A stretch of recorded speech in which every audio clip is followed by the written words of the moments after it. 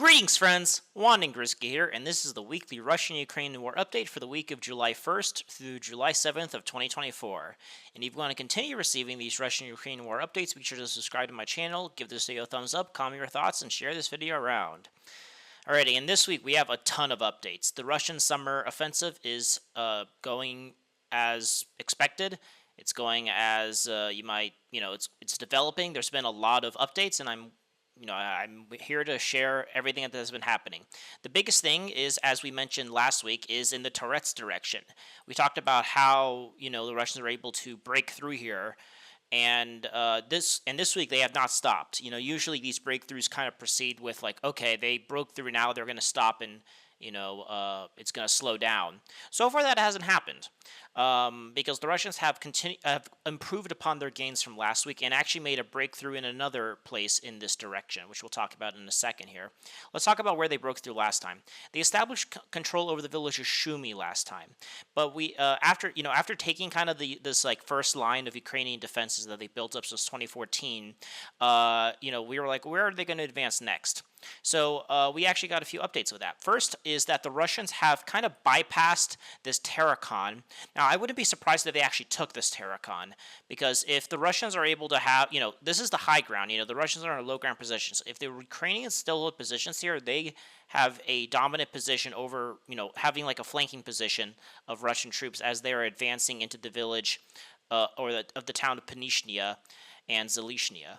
And so I actually wouldn't be surprised if the Terracon has fallen. We actually got confirmation from the Russian MOD that the village of Podivnia has been taken.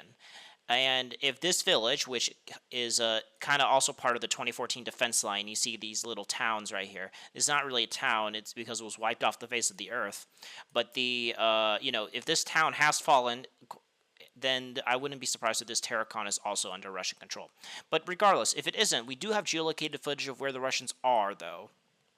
Is that the Russians have taken this area of Pinishnia and Zilizhny. I don't know which part of if this is part of this village, if this town or this town, but they have taken. They managed to go through this residential area and break through here once they took Shumy. And not only that, they are now battling for this high-rise Citadel area. This was a surprise for me. Usually I kind of think of like, well, I wouldn't assault this directly. I would try to outflank it. But it looks like maybe the Russians were feeling a bit bold. We actually have geolocated footage of the Russians being in this Citadel. And so this is the kind of one of the main Ukrainian, this is where the Ukrainians fell back to, because they have high-rise that's very fortified. So after they lost the first line of defense, they kind of retreated here to try to hold off the Russians. There's a lot of areas the Ukrainians have to hold themselves off. They obviously have this high-rise buildings. They have these also kind of multi-story buildings and this Terracon here. They also have these high-rise buildings in front of Toresk, and they also have this Terracon right here. The Terracon is basically like a huge mountain that kind of gives you a giant height advantage.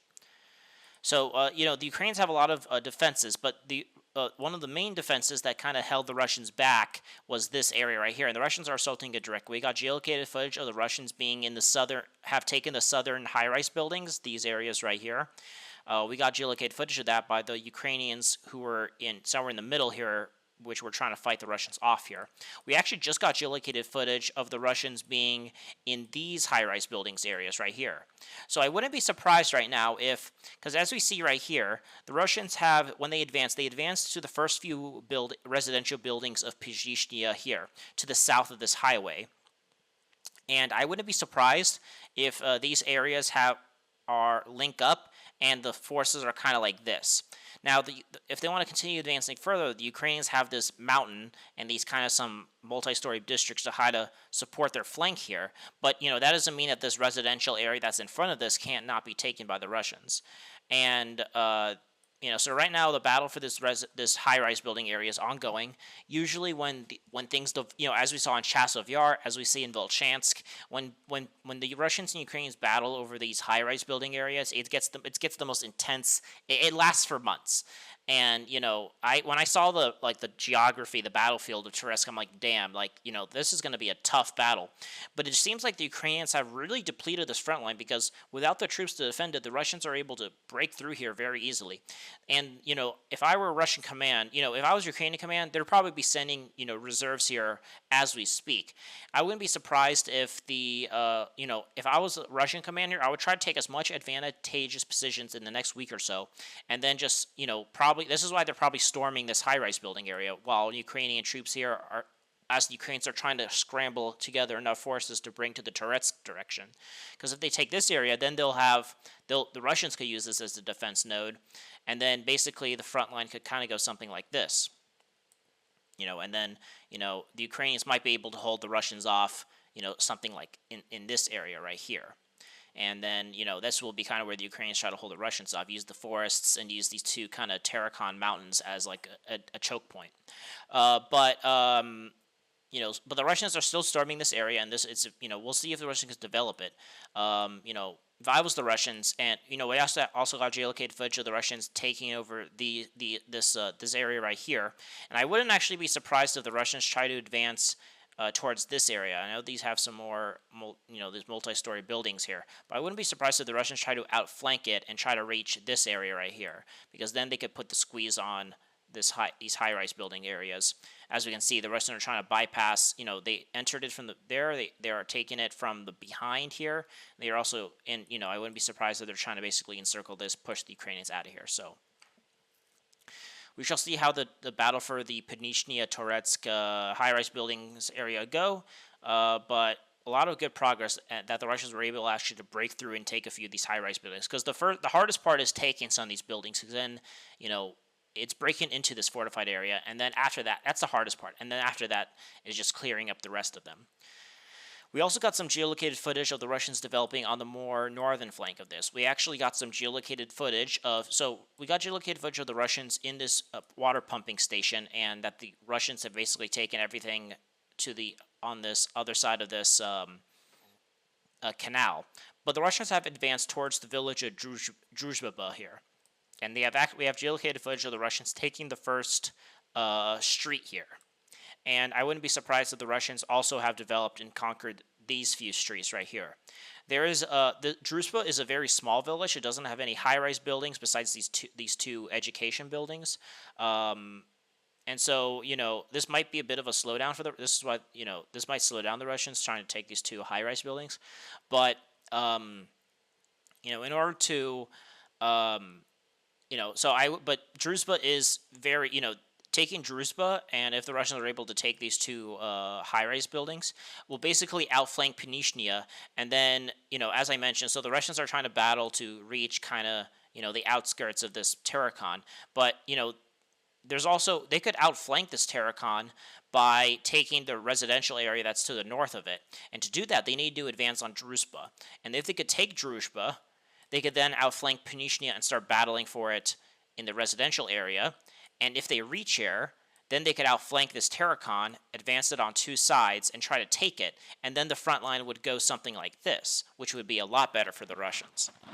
But then, obviously, this area has a lot of natural fortifications. Well, not natural fortifications, but fortifications that weren't built for the purpose of military. So like these high-rise. So let's say they do all that, which is a lot of progress. I'm not saying this will happen soon. I'm just saying this is what they're probably trying to aim for. But even if they accomplish that, the Ukrainians still have these high-rise buildings. They still have this other smaller mountain right here. They'll have, basically, if the Russians want to enter Toretsk proper, once they do that, they'll still have a lot more to go. As you can see, advancing onto Toretsk is a very high price. And I think the Russians activated here to pin Ukrainian troops here, but they had a lot more success than they realized. And I think Toretsk is going to be the new, kind of the main focus for the next, few months. 6, 7, 8 months. The battle for Chasov Yar is a big one. The battle, they're going to finish mopping up this, trying to push the Ukrainians away from Toresk, and then they're going to focus northwest. And then I think they're going to try to encircle Toretsk. I don't think the Russians are going to continue pushing towards Toretsk proper. They advanced here, and they got a lot more success than they think they bargained for. But I think they're trying to exploit and gain as much ground as they can here, now that they realize how successful they were here. Let's see here. One thing that's that's the Toresk direction. The Russians are developing their offensive. And we shall see if the Russians continue developing their offensive next week, and or if the Ukrainians have cobbled together enough troops to advance here. One thing that I want to say is this area. This was a big surprise. I was not expecting this at all. Was the Russians have advanced into New York? I made a tongue-in-cheek joke last week about how the Russians have attacked New York. And this is the city I'm talking about. Obviously not New York, but New York in Ukraine. But what I meant by that was that the Russians try to enter the first, buildings here. They were shelling it and trying to storm it. And I'm like, okay, they're starting the battle for New York. This week, somehow the Ukrainians have had no defenses here because, or maybe has been an active battle and we just haven't seen the results. Saw no footage of it. No one was talking about it. But the Russians made a breakthrough and advanced almost 4 kilometers up into the outskirts of the center of New York. So New York is a city. It's a big one. They have a factory. They have high-rise buildings. But New York is also a bunch of residential areas.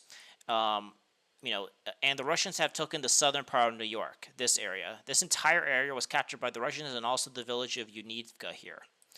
And what's surprising about this is because the front line kind of went like this. It was very flat, and I was kind of surprised how deep the penetration went to New York. And not only did the Russians penetrate this deeply, we saw footage this week of the Russians trying to enter and battle for this area right here. Now, they got repelled by the Ukrainians and had to fall back. But the fact that the Russians,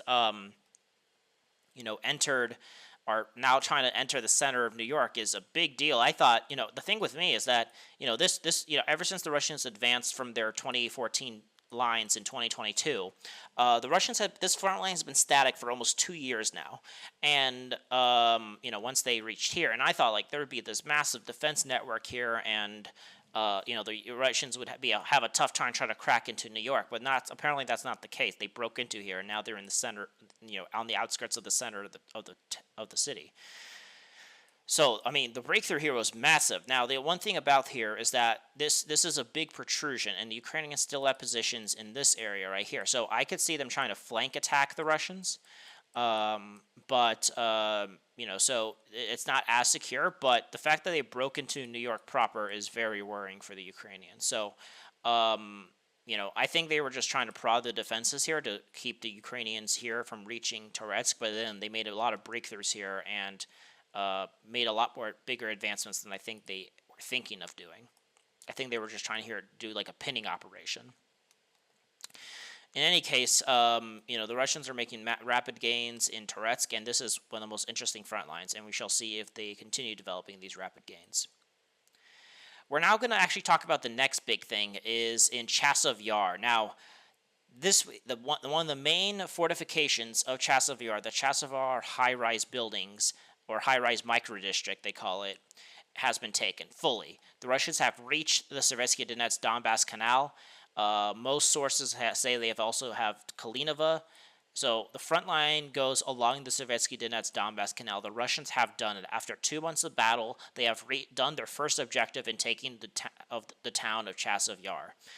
And this is a big deal. It's this was the main thing that was holding the Russians back from taking the main center of Chasov Yar, but now that it's taken, the Russians can now develop their offensive. However, that being said, this is still a long fight. There's still a long fight ahead for Chasov Yar. I kind of jumped, earlier in the late May, I talked about how maybe eastern Chasov Yar has fallen, but that was because we got geolocated footage of the Russians being here and taking the eastern part of the micro-district, and the Ukrainians fell back and still had positions in the factory, still had positions in the western part. But this week we got geolocated footage of the Russians raising their flags on the outskirts of this western part, and geolocated footage of the Russians being, in this forest right here.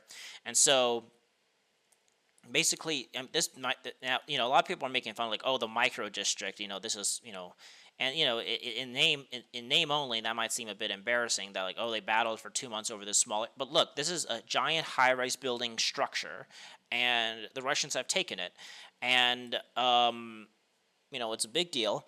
And I would, now that the Russians have a secure position along the canal, they can now start their enveloping operation. Now, the thing about reaching the canal is now the Ukrainians have a bit of an advantage, because in order to cross it, the Russians will have to have a small water barrier, or a small barrier that they need that has choke points, and the Ukrainians could bomb the vehicles going through it.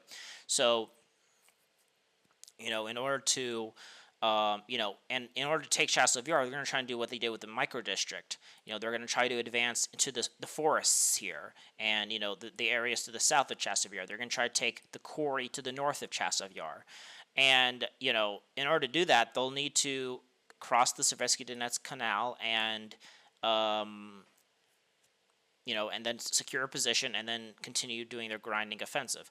So it's going to be a very tough time. And because the fighting for this high-rise buildings took so long, I'm expecting some sort of pause here. And I'm pretty certain that the Russians will probably try to maybe clear up Klishivka and Drivka here. They'll probably try to advance more to the north here, secure more along the canal, maybe try to advance towards Grigorivka here. But, the battle for Chasov, just because the Ukrainians lost their first defense point for Chasov Yar does not mean the battle for Chasov Yar is over. The Russians still have a lot of work to go do in order to capture this town, but this town is of critical importance. Taking it is kind of the linchpin. Not only will it give the Russians the high ground advantage in advancing directly towards one of the main Ukrainian defenses in Donbass, the Slavyansk-Toretsk line, but also the fall of Chasov Yar will facilitate them being able to start encircling Toretsk from the north, and also. And I've always talked about this, I think this is something in the Russian playbook, is that they might start advancing here and try to cut off Seversk from the north, from the north to the north here. So Chasov Yar is the linchpin for all that, because it's on the high ground. So, the battle for Chasov Yar is the beginning of it. The first steps of it have been done with the Russians, but the battle for it is, the battle for the main city itself is still ongoing, and there's still a lot to do, and it's going to be a tough nut to crack. I don't expect this city to fall at least till the end of the year, but it's going to be, the first step, the capture of these high-rise buildings was a very big accomplishment for the Russians. So good first step, but still a lot more steps to go. Now let's go to one of my favorite front lines, I call this the Citadel direction, because this is the next major city that's in the way. A lot of people call this the Pokrovsk direction, but I still think we're a bit far away from that. But anyway, we have a lot of advancements in in this direction as well. So, mostly in the north here. Let's talk about it. So, we talked about how last week the Russians have fully captured the village of Sokol. And we saw the Russians raise their flag here.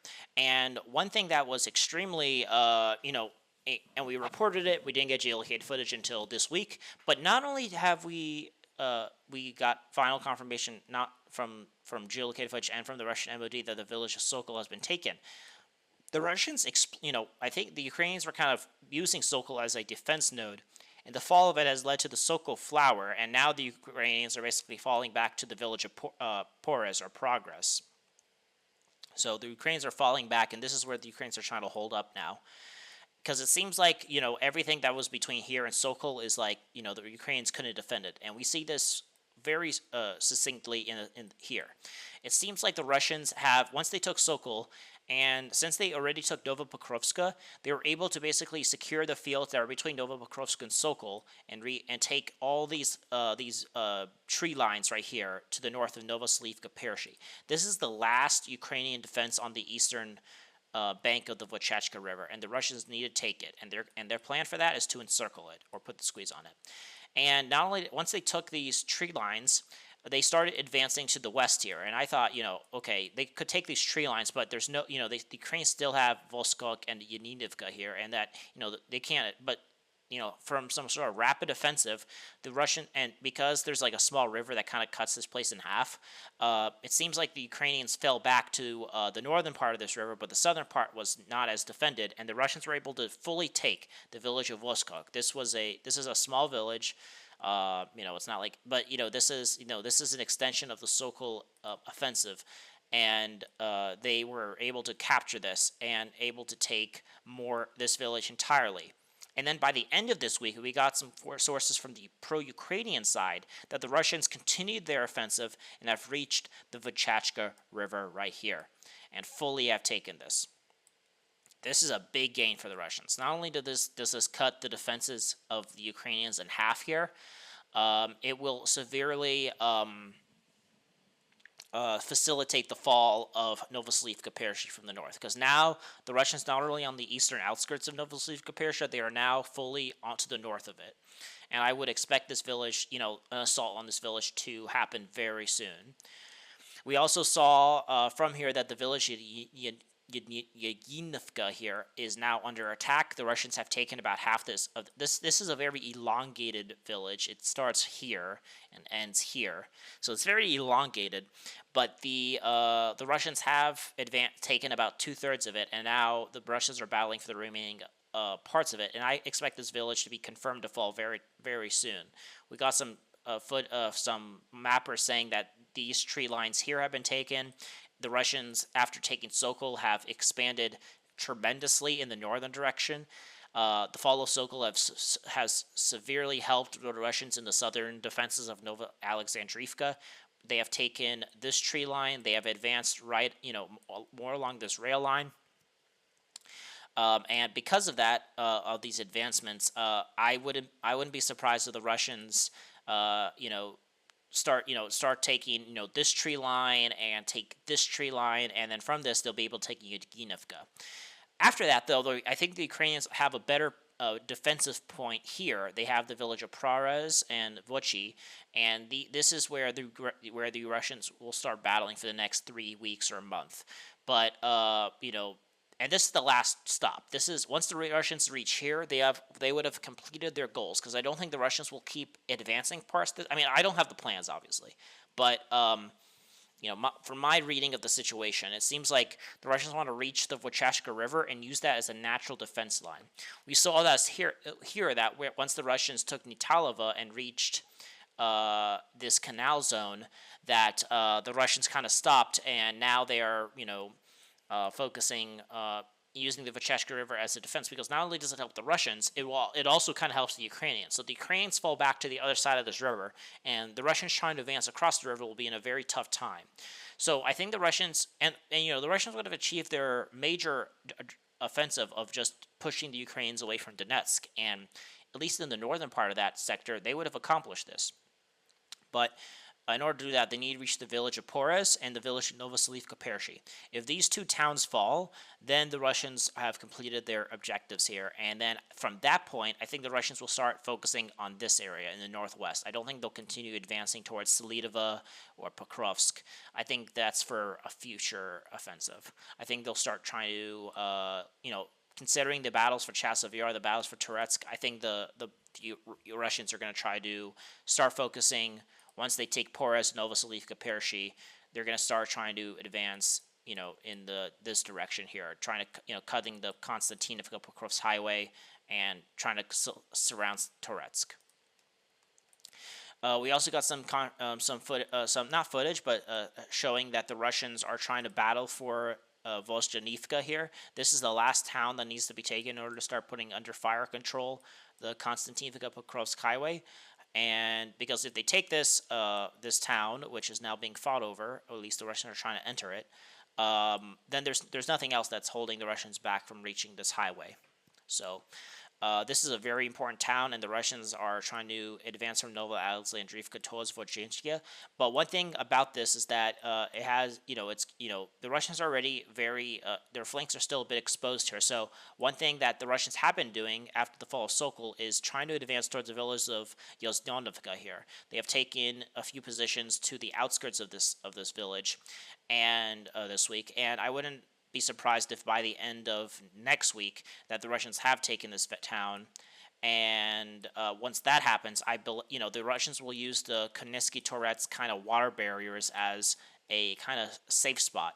And, they will advance, probably take Tinanivka here. And, and not only will this help encircle Pores from the north here, right? So then the Russians could start advancing, not only from the east and from the south, but also from the north. They'll also be able to outflank Vodzhinskaya from the south, and then be able to secure their advancements towards this town. And the Russians might continue advancing here, take Syria, Donivka, Lezhinka here, and kind of use this water barrier as a natural defense, and then kind of maybe and then maybe battle for Ivanivka, and then kind of have the front line go, something like this. And then, they'll probably take Vizhinska here. And so this is where the Russians will advance. And so, the Russians will have their flank secure because they'll have, this river. They'll also have, these forests, the rail lines, and kind of some tree lines to help defend themselves. And then from there, I think the Russians will stop because then the Ukrainians have this giant town of Gorivka here, which will be a tough nut to crack. So I think the Russians will stop there, and then they'll start focusing on the northwest direction. In the southern part of this area, in the Donetsk direction, this week we got the complete capture of the village of Yasnobrodovka, and the fall of this village basically collapsed the Ukrainians that were on this side of the Vochka River. Now, we got confirmation that the Russians are entering this part of, they're battling for these tiny houses here, and I wouldn't be surprised if the Russians have already reached this area. But that's right now we don't have 100% certainty of this, but I wouldn't be surprised that by the end of next week that the Russians have fully cleared out this Yasna Bronovka pocket, that the Ukrainians have retreated on the other side of this river, and the Russians will stop here. And then they'll start focusing to the south here. They still need to clear these fields between Mesovka and Shushki. They need to reach these two small little villages, and this will enable them to encircle Novosibirsk from the south. So, because right now they're lacking a bit here. The Russians still have to clear, all these fields here. This is where the Russians will have to focus a little bit more. But with the capture of Yasnobronovka and the taking of this area, the Russians could divert forces here to Umanska and probably try to advance along this tree line to reach the village of Shuchki and kind of, take this area right here. And then, they'll, from here, the Novoselivka Pershi could be cut off, because right now from the north there's two roads that enter Novoselivka Pershi. One road leads out here through Mezhova, which could still be supported. However, the road that goes from here to Zelinia is now in danger of being physically cut from the Russian forces in the north. The Ukrainians still have positions to leave through Mezhova, but if the Russians take Suchki, they'll be able to start putting pressure on that last road, and Novoselivka Pershi will fall. So, a lot of gains for the Russians in the Donetsk direction. In the South Donetsk direction, in Krasnogorivka, the Russians are still making methodical progress mostly in the western residential area. We got some more footage of the Russians, taking more residential areas to the south of this street. Last week we said that they were advancing along this street, so now they're battling for the residential areas that are below this street. And so, they're continuously moving along this western residential area. And I wouldn't be surprised if, because right now the Ukrainians are holding the center of Krasnogorivka with the hospital and this high-rise building area, and the Ukrainians will not, they won't be able to hold this much longer, because if the Russians start reaching these area right here, the Ukrainians will be cut off and they'll have to fall back. So, the Russians are still advancing behind them. They are still trying to outflank the hospital from the north. So, the only thing holding Krasnogorivka is the hospital and the high-rise building area, and I think that's why they don't want to give it up, because if they do, then this entire area will fall, and then the Russians will have they'll be able to start advancing and reaching this water barrier right here. In the kind of more in the South Donetsk direction, near Konstantinovka, nothing changed in the Marinka area. We still think the Russians are still on the outskirts of Maslimanovka. The Ukrainians are saying they're trying to counterattack the Russians in Perestovka, because it seems like after, they realized that if the Russians consolidate, in the northern part, which we talked about this last week, how the Russians took more of these tree lines, and now they are, they can start advancing and taking the northern dachas of Konstantinivka directly, and this will threaten the flanks of the Ukrainian garrison in Konstantinivka. They don't want that, and so the Ukrainians are now launching counterattacks trying to dislodge the Russians from the gains they made in the northern part of the sector. And so they're still trying to push the Russians out of Perestroivka, so the Russians are now on the defensive here, but I don't think, if the Ukrainians don't succeed, then the Russians will, pause here and, will, you know, you know, secure their positions better, and then start trying to assault this dacha to the north of Konstantinivka. Because then, if this gets taken, the Russians, the Ukrainians will be start being outflanked. Speaking of being outflanked, the Russians are still making rapid gains, not rapid, but a lot of gains in the south of Konstantinivka. And we talked about how they are now reaching the outskirts of Konstantinivka from the south here, but they're also trying to reach the Vodana mines. Again, the whole point of this Konstantinivka operation is to cut off Ugledar and make it easier for the Russians to take in a future operation. We got sources saying the Russians have reached up to this tree line, and they've basically taken this entire all these fields to the north of this quarry, which is being contested. And the Russians are very slowly but surely reaching the road that leads between Konstantinivka and Ugledar. And if they do that, then the Russians will have a lot easier time attacking Ugledar. So the Russians are still improving. They're going to continue doing this until they have put Konstantinivka under enough bow constrictorness that they could start attacking it from the north, from the south, and from the east. And the fall of Konstantinivka will almost seal the fate of Ugledar, which I think will be the focus, maybe the winter offensive. I think for the rest of this year, the Russians will focus on trying to take Konstantinivka, and then once they take it, they'll focus on Ugledar in the winter of 2024. More in the south and west direction, the Russians are improving their positions in Staromaiorska. Not only did they fully capture Staromaiorska, sources are saying the Russians have taken this tree line and the farms to the north of it. So the Russians are slowly but surely moving towards the village of Markarovka here.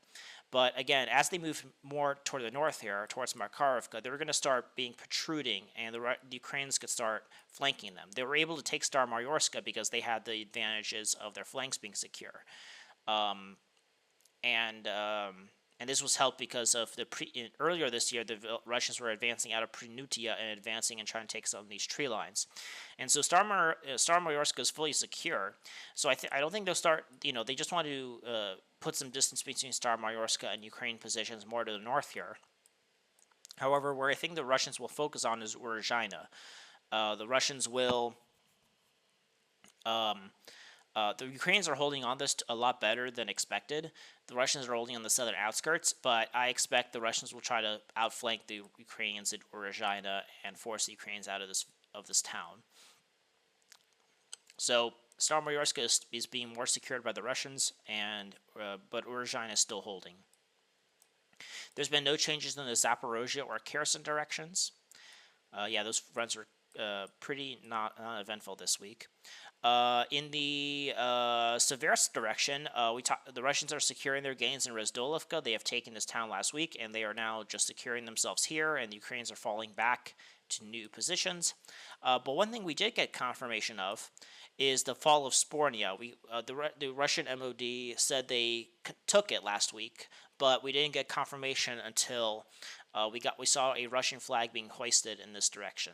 So the village of Spornia has fallen to the Russians, but the thing is, it's very precarious. The Ukrainians are still to the north here, and the Russians still have a lot of work to do to fully secure these areas around Spornia. But the town itself has fallen. We talked the Ukraine. There's been no changes in the Liman direction. We talked about how the Ukrainians made some gains pushing the Russians away from Terny and the Serebryansky forest, but there's been no developments on that this week. One thing to talk about is Makivka. This is very interesting. The Russians have advanced into this village, and it's hard to know. Ukrainian sources say they have not entered the village, but they've taken basically the tree lines on the outskirts of the village. Pro-Russian sources say they have entered the village and are now battling on this side of the river and are trying to take this town and secure it. Nevertheless, the battle for Makivka is very interesting because the fall of Makivka, basically then threatens the Russians will be able to go along the Zhirbets River and start outflanking the Ukrainians in Novisky and and all that. So this is why the Ukrainians didn't want the Russians to have a position on the Zhirbets River, because then they could outflank them from the north. This entire defense node from the north. That's why they were so adamant of holding Terny, because if Terny fell, they would have been able to advance to the north, advance to the south, and use the Zhirbets River as a natural defense. But the Kievka falling will help the Russians be able to clean up the Ukrainian defenses on the eastern side of the Zhirbets River. But the battle for Kievka is still ongoing. In the Kupiansk direction, we have a lot of updates. One thing about earlier this week is that the Russian MOD said they have taken the village of Stepova Novoselivka. We don't have any geolocated footage of that, and based on the gains, I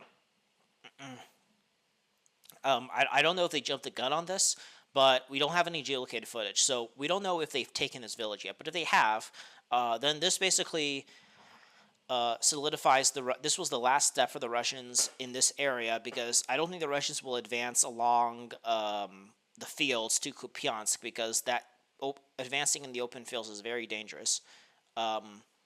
So we shall see. But Stepova Novoselivka has apparently been taken, and and I wouldn't be surprised if they have, that the Russians will solidify their gains here. But where the Russians have been advancing, very much so, is more in the southern direction. Let's talk about it. So the Russians are still trying to advance, still are advancing on the eastern outskirts of Stimatovka and have taken kind of the tree lines to the east of it. But the battle for the village itself is still ongoing. Where the Russians had made a big advance, though, not only are they battling for Stimatovka, they are battling for the village of Pishana. And I thought the Russians would give this. I thought, like, no way will the Russians advance through the fields and try to take Pishana. But they have. We have geolocated footage of the Russians basically advancing to the south and have taken basically this entire southern section of Pshana. And now only the northern section belongs to the Ukrainians. This is a very big deal. If Pshana falls, then that is the last village that stands between the Russians and the Oska River. The Ukrainians will have to, now, again, these are open fields, just as the fall of Stepova Novoselivka will force the Russians to go along the river, along the open fields to reach the Oska River. Even if Pashana falls, there's still a lot of open fields here, and the Ukrainians still have positions in these fields right here, which could attack them from the north here, and also from the south. So the Ukrainians are still in Lazova, which might be the purpose of the offensive here. The Russians are trying to take Stimatovka and take these villages, and then probably try to put pressure on the Ukrainians in Lazova, because then if the Ukrainians are trying to hold back the Russians here, they won't have time to outflank the Russians in Pishana. Now, Pishana hasn't fallen, but the Russians have taken. This village is split in half by a river, and a lot of sources are saying that the Russians have taken kind of the southern part of Pishana. So we shall see. The battle for this village have started. I'm kind of surprised by that. I thought the Russians would stop here, but the Russians are making a lot of gains in the Kupiansk direction, and this is just another area the Ukrainians have to hold on to, and can't pull forces from. Alrighty, there's a lot to talk about. In the Kharkov direction, we actually have gains and losses for both sides. In the Lipsy direction, this is where the Ukrainians have actually made some gains. The Ukrainians are in the northern part of Globoka. We have geolocated footage of the Ukrainians being in the northern farms. They somehow managed to cut through here and enter the farms to the north here. And, we don't know if the Ukrainians were able to hold that, but we have geolocated footage of the Russians shelling it and the Ukrainians being there. So if this is the case, then the Russian position in Globoka has been severely compromised. We know the Russians are still in Globoka, but for how long, we don't know. So the Ukrainians have outflanked them and are in the northern sector, and if the Ukrainians could hold on to that, they could very much take Globoka. So, and the fall of Globoka would unhinge. This was the main. The fall of this would basically force the Russians to, because this was the main. This is where the Russians could put on the best defense, and but if this falls, then the Russians will, be in a very precarious situation to hold on to the Reds in this Lipsy direction. So the Lipsy direction seems to be like a failure for the Russians, depending if they could hold on to Globokha. That is still not, it's not completely fallen yet, but it's, you know, it could still be the case. In the Vachansk direction, the Russians are actually, you know, the battle for northern Vachansk has basically focused around the Citadel, and we got geolocated footage of the Russians. The Russians have taken the first high-rise buildings in the Vachansk Citadel. Again, the hardest part is taking a position here, and the second part is mopping it up. But this is where the Ukrainians keep sending their forces. The Ukrainians have these residential areas and keep sending troops from the Vachachka River to reach these high-rise building areas, and they want to hold on to that because if this falls, then the Ukrainians will have a tough time supporting the troops here. Yeah, so, you know, but the Russians have entered, you know, this is where the Russians have been battling for a chance for a while, and so the Russians have taken some high-rise buildings in this citadel. And so, you know, but again, it's back and forth. The Russians are making some gains in Vachansk, the Ukrainians are as well.